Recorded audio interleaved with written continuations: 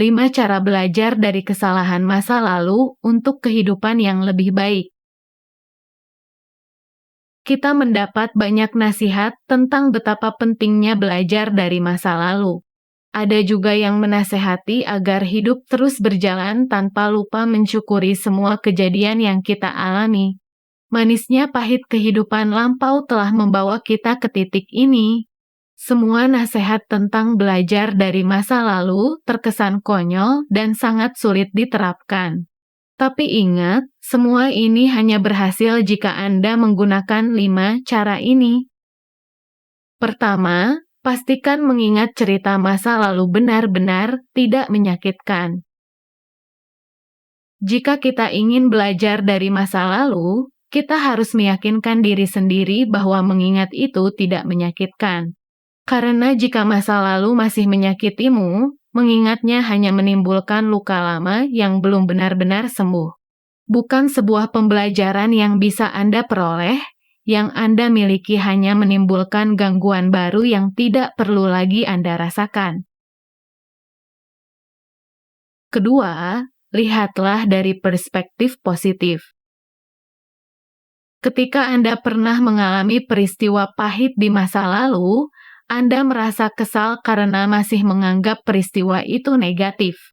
Jadi untuk berhasil belajar dari masa lalu, kita harus bisa melihat sisi positif dari apa yang terjadi di masa lalu.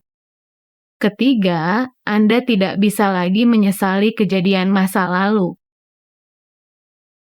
Belajar dari kejadian masa lalu juga merupakan pekerjaan rumah yang cukup sulit dan mungkin tidak akan kita lakukan jika masih menyesalinya. Kita tidak bisa belajar pelajaran sementara kita masih memiliki kecenderungan untuk kembali dan memperbaiki masa lalu. Maka hadapi masa lalu dan singkirkan berbagai penyesalan yang ada. Keempat, Anda saat ini ada karena luka masa lalu itu. Salah satu cara kita dapat belajar dari masa lalu adalah menyadari sepenuhnya bahwa rasa sakit masa lalu yang Anda derita membawa Anda ke tempat Anda sekarang.